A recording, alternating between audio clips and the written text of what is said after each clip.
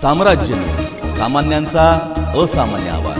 जिल्हा परिषदेच्या गटनेतेसह अन्य पदाधिकाऱ्याची निवडी जाहीर। जिल्हा परिषदेवर भाजपाची सत्ता असून गटनेतेपदी करमाळा तालुक्यातील पांडे गटातून निवडून आलेल्या रश्मी बागल यांची गटनेतेपदी निवड करण्यात आली आहे।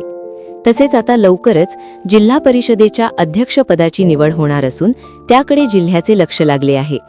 मंगळवेढा तालुक्यातील भोसे गटातून निवडून आलेले प्रदीप खांडेकर यांची उपगटनेतेपदी निवड करण्यात आली आहे।